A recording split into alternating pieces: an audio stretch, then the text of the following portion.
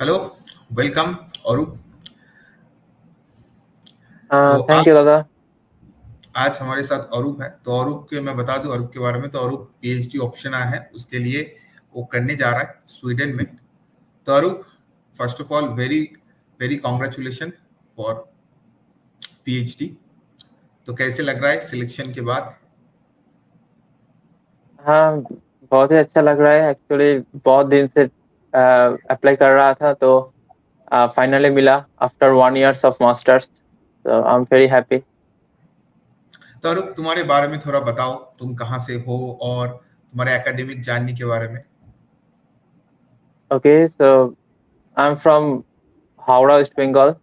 और मेरा BSc city college अमा स्ट्रीट से, कलकत्ता यूनिवर्सिटी के अंडर। उसके बाद I went to Pune university for my masters. और मास्टर्स के टाइम में एक मेरा मास्टर्स प्रोजेक्ट किया CSIR NCL national chemical laboratory से। And after that, after completing masters में आइजर कोलकाता में ज्वाइन किया प्रोजेक्ट के लिए। And then after doing projects of 8 months I got the offer finally. बहुत बढ़िया, बहुत बढ़िया। तो अरूप की थोड़ा नेटवर्क इशू है, इसलिए कभी कभी थोड़ा रुक रहा है। तो आई थिंक समझ जाएगा सभी लोग। तो अरूप, ये मुझे बताओ, ये जो पीएचडी के लिए तुम कर रहे थे, तुम्हारा मास्टर्स 2023 में कंप्लीट हुआ, करेक्ट? राइट राइट, या। तो इसके बाद इंडिया में क्यों नहीं ज्वाइन किया, क्यों अब्रॉड ही सिलेक्ट किया? Okay, so the reason is like, for me, the priority was a good research lab uh, and the research quality. तो मतलब मेरा ऐसा नहीं था कि बाहर ही जाना है, कि अब्रॉड में पीएचडी करना है, कि इंडिया में करना है। Initially I was open for all, but later I realized that the process is different for all the three: US, even it is Europe or India. The process is totally different, and you have to work on a single process at a time. तो मुझे लगा कि Europe का जो process है, और मेरा मतलब मेरे लिए वही सबसे ज्यादा सूट कर रहा है। तो और मैं यूरोप में नहीं जाना चाहता था, तो मैं उधर ही अप्लाई करना स्टार्ट कर दिया। ओके, बढ़िया। तो तुम्हारे पीएचडी टॉपिक क्या है अभी करेंटली? कौन सी टॉपिक के ऊपर काम कर रहे तो मेरा टॉपिक है electrocatalysis and metal organic frameworks. Basically is the field of material chemistry. हो? ओके। तो तुम, ये जो प्रिपरेशन तुमने स्टार्ट किया अब्रॉड जाने का, तो ये कब डिसाइड किया था? मतलब एमएससी से ही प्रिपरेशन स्टार्ट किया था या आफ्टर एमएससी तुमने डिसीजन लिया? मैंने डिसीजन लिया एमएससी चलते ही, मतलब थर्ड और फोर्थ सेमेस्टर के टाइम, कि मुझे बाहर जाना है।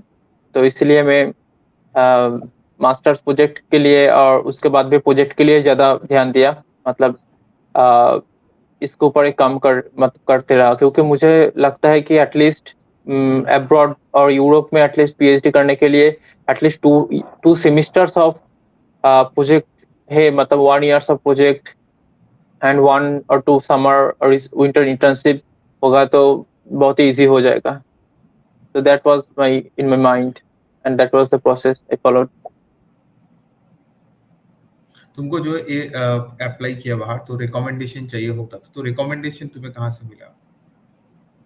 हाँ, एक्चुअली रेफरल डिटेल्स एक देना पड़ता है। तो रिकमेंडेशंस, मतलब मेरा जो यूनिवर्सिटी था, सावित्रीबाई फुले पुणे यूनिवर्सिटी, मतलब उस यूनिवर्सिटी का एक मैम ने मुझे रिकमेंडेशन मतलब देने के लिए, मतलब उन्होंने अम, मतलब उन्होंने से मैं एक लिया।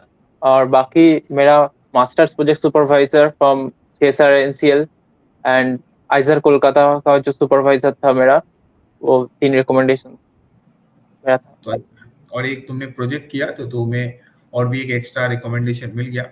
तो ये भी तुम्हें लिए काफी हाँ, बेनिफिट हुआ। राइट। तो ये जो अप्लाई किया तुमने, अप्लाई की प्रोसेस क्या था, ये थोड़ा बताओ। जब तुम स्वीडन में अप्लाई किया। ओके, सो यूरोप का प्रोसेस मतलब लगभग सेम ही है। मतलब स्वीडन में, मतलब यूरोप में जो भी कंट्री है, मे बी स्वीडन और जर्मनी और व्हाटएवर, तो डायरेक्ट कोल्ड मिल प्रोफेसर को भेज सकते हो, that is one of the options. लेकिन मतलब यूरोप में फंडिंग मिलना उतना इजी नहीं है, फंडिंग प्रोफेसर के पास उतना ऑल टाइम नहीं रहता है, तो इसीलिए ओपन पोजीशंस में जितना अप्लाई करोगे उतना मिलने का चांस ज्यादा होगा। तो मैं ओपन पोजीशंस में भी अप्लाई किया और कोल्ड ईमेल भी भेजते रहा, ऐसे में मे बी 30 कोल्ड ईमेल्स भेजा और 2-3 ही मतलब ओपन पोजीशंस में अप्लाई किया, और मुझे मतलब एट लास्ट ओपन पोजीशंस में ही ये पीएचडी पोजीशन मिला। बिल्कुल। जो बहुत लोग जो वीडियो को देख रहे हैं उनको पता नहीं है ओपन पोजीशन और इसके बारे में। तो ओपन पोजीशन मतलब जहाँ पे यूनिवर्सिटी रिलीज कर रहा है, ठीक है। और या दैट्स राइट। लोग पर्सनली मेल भी करते हैं, जो पर्सनल मेल करके भी अप्रोच करते हैं पीएचडी के लिए। तो अल्टीमेट तुम्हें ओपन पोजीशन में ही मिल गया, करेक्ट है। तुम्हारा इंटरव्यू हुआ था वहाँ पे? हाँ, interview is must all over the Europe. Interview मेरा 2 राउंड्स ऑफ इंटरव्यू था, 4 सेक्शंस पे, तो इंटरव्यू वाज मस्ट देयर। बढ़िया है, बढ़िया। तो अभी घर वालों की क्या रिएक्शन है आफ्टर सिलेक्शन? सब बहुत बहुत ही ज्यादा खुश है, क्योंकि ये मैं बहुत दिन से इसके लिए ट्राई कर रहा हूँ, मतलब एफर्ट्स डाल रहा हूँ, may be from 1.5 month, 1 year of half and a half month, और मे बी 2 years। तो बहुत ही खुश है सभी। अच्छा, एक बात जो अरूप ने किया, जो मेजोरिटी हम लोग देखते हैं बच्चों का, मैं भी काफी सारे इंटरव्यू ले रहा हूँ अभी, तो मैं देख रहा हूँ 60% या 70% या उससे भी ज्यादा मैं बोलूंगा, जो आईआईटी या एनआईटी से है, उन बच्चों अब्रॉड चले जा रहे हैं। यूनिवर्सिटी की जो बच्चे हैं उसकी कुछ हद तक कम रेट है। तो यूनिवर्सिटी बच्चों को क्या ऐसे पहले से अपने पोर्टफोलियो को स्ट्रॉन्ग करना चाहिए जिससे वो इजीली उसको अब्रॉड मिल जाए? उसको तुम क्या सजेशन देना चाहते हो? ओके, सो ऐसा कुछ नहीं है कि आईआईटी और आइसर से पढ़ के ही बाहर जा सकता है, ऐसा कुछ नहीं है। Actually what matters is your research experience and मतलब आपने जो फील्ड में काम किया उस फील्ड में अपना मतलब अप्लाई कर रहे हैं, तो आपका already you are in advantageous position, right? And means if you have a good CGPA, maybe it's 8.0 और मोर, ये सीजीपीए होगा, मतलब इससे कम में भी मिलता है लोगों को, लेकिन उससे ज्यादा होगा तो बहुत ही अच्छा है। और रिसर्च एक्सपीरियंस ठीक ठाक है, पब्लिकेशंस अगर है तो बहुत ही अच्छा है। मेरा पब्लिकेशन नहीं था मैं जब अप्लाई किया था, और ये सब अगर ठीक रहते हैं तो कोई किसी जगह मतलब जिसमें भी जा सकते हैं।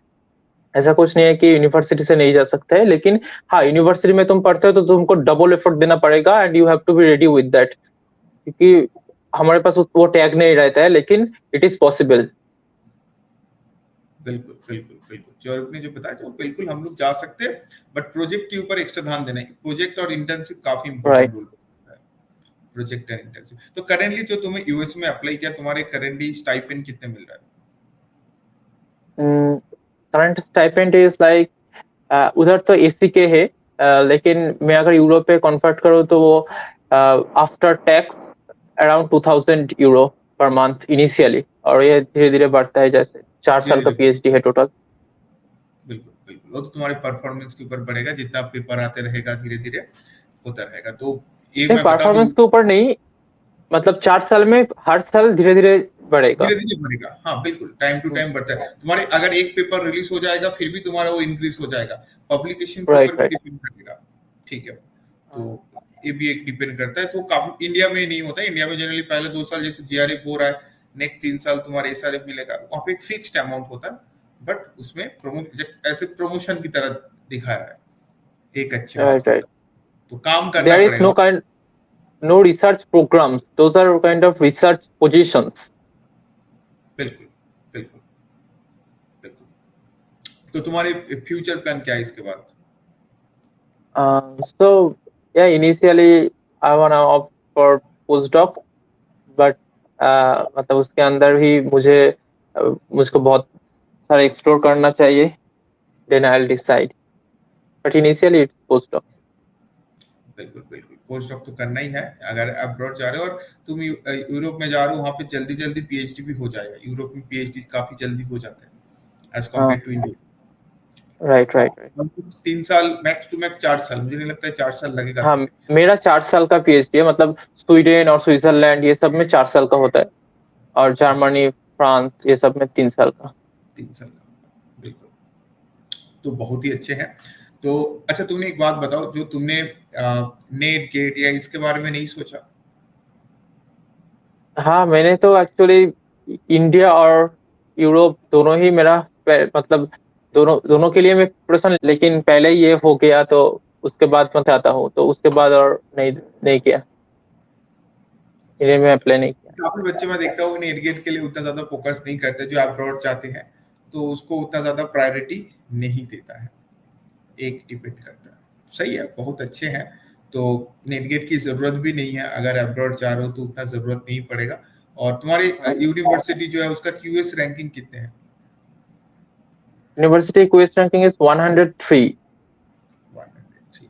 तो आई थिंक 500 के नीचे होगा तो तुम्हें एडवांटेज भी मिलता है, तो हाँ, राइट।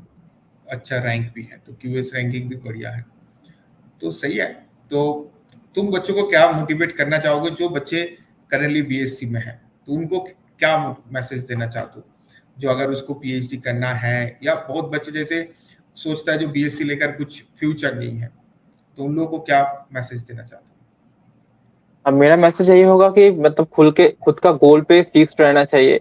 ये चूज करना है गोल्स की, मुझे एट फर्स्ट पीएचडी करना है और इंडस्ट्री में जाना है एमएससी के टाइम पे। मतलब एमएससी के टाइम पे मेरा यूनिवर्सिटी में भी बहुत सारा कैंपसिंग होता है, लेकिन I was determined that I will do PhD only.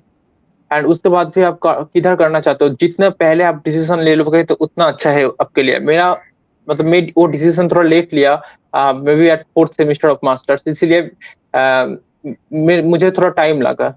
लेकिन एक्चुअली प्रिपरेशन चालू होता है एकदम जैम से ही। अगर तुम जैम में अच्छे करके बड़े आईआईटीज में जा सकते हो तो तुम्हारा और भी इजी होगा बाहर जाने का प्रोसेस में। मतलब उधर 1 साल का एटलीस्ट मास्टर्स प्रोजेक्ट रहता है, तो बाहर ऐसे प्रोजेक्ट करना नहीं होगा। लेकिन हम लोग क्या करते हैं, मतलब university students mainly after finishing our masters we opt for project associate positions or whatever for 1 year and then we apply, so we waste our 1 years before PhD. बिल्कुल बिल्कुल बिल्कुल, एक प्रॉब्लम हो जाता है प्रोजेक्ट के लिए। और आईआईटी में जो बच्चे जाते हैं उनके लिए थोड़ा एडवांटेज हो जाता है, क्योंकि वहां पे रिकमेंडेशन काफी अच्छा मिल जाता है, ये भी एक Yeah, बहुत बड़ी definitely. रिकमेंडेशन का इम्पोर्टेंस काफी ज्यादा होता है। अगर ठीक ठाक प्रोफेसर रिकमेंडेशन कर लेता है तो। तुमने कोई इंग्लिश फ्लुएंसी टेस्ट या ऐसे कुछ दिया था? नहीं, यूरोप में ये सब कुछ नहीं लगता है, फिर भी मतलब माय सजेशन इज एक दे देना अच्छा है, आईएल्स और टोएफल। मतलब मैं देने वाला था, लेकिन उससे पहले ही मुझे ऑफर लेटर मिल गया। I was preparing for that. बिल्कुल। अगर तुम्हारा टोएफल नहीं है या आईएलटीएस नहीं है, फिर भी तो यूरोप जा सकता है, यूएसए में दिक्कत होगा। हाँ, राइट, क्योंकि यूएसए में अप्लाई करने का टाइम है आपको टोएफल स्कोर देना पड़ता है। बिल्कुल। और तुमने कब अप्लाई किया था, अप्लाई करने का टाइम कब आ, था? मतलब इस साल का स्टार्टिंग से, मतलब स्टार्टिंग नहीं, लेकिन फरवरी एंड और मार्च में मैं स्टार्ट किया और मई 27 में मुझे ऑफर लेटर मिल गया। बिल्कुल, बहुत बढ़िया बहुत बढ़िया। तो बहुत अच्छे हैं अरुण, बहुत अच्छे परफॉर्मेंस किया, पर्टिकुलरली कैलकाटा यूनिवर्सिटी के जो बच्चे हैं वो भी बहुत हद तक मोटिवेट होगा, क्योंकि मैं देखता हूँ कैलकाटा यूनिवर्सिटी से जो बच्चे हैं अभी करंट टाइम में, रिसेंट टाइम में जो बच्चे हैं, केमिस्ट्री में काफी बच्चे कम हो गए। मैं भी खुद कलकत्ता से हूँ तो पता होगा, काफी बच्चे कम हो गए केमिस्ट्री में। तो मुझे पता नहीं क्या हो रहा है, इसके रीजन क्या है, बट यस, जो दैट्स मेन है, हमारे पास स्कोप है अगर तुम ठीक ठाक पढ़ोगे डेफिनेटली। बट क्या हो गया ना, मेनली जो रीजन है, सब लोग को लगता है अगर ज्वाइंट करेंगे, इंजीनियरिंग करेंगे, इन सब में फ्यूचर है, इनमें फ्यूचर नहीं है, बहुत लोगों को ऐसे लगता है। बट बिल्कुल नहीं है, मुझे लगता है यहाँ से अगर तुम बीएससी करोगे या एमएससी करोगे ठीक ठाक, तो यहाँ से भी तुम्हारे पास एक बेटर अपॉर्चुनिटी आ सकता है, बहुत अच्छा अपॉर्चुनिटीज आ सकता है। बिल्कुल। तो ऑल द बेस्ट। और बहुत ही अच्छे से काम करो, अच्छे अच्छे रिसर्च पेपर पब्लिश करो, और इंडिया में बहुत ज़्यादा ऐसे ज़रूरी है, हमारे अच्छे साइंटिस्ट की ज़रूरत है। तो बहुत बढ़िया, all the best. Thank you so much Arup, तुम्हारी पूरी जानने को थैंक शेयर यू। करने। Thank you so much. Thank you.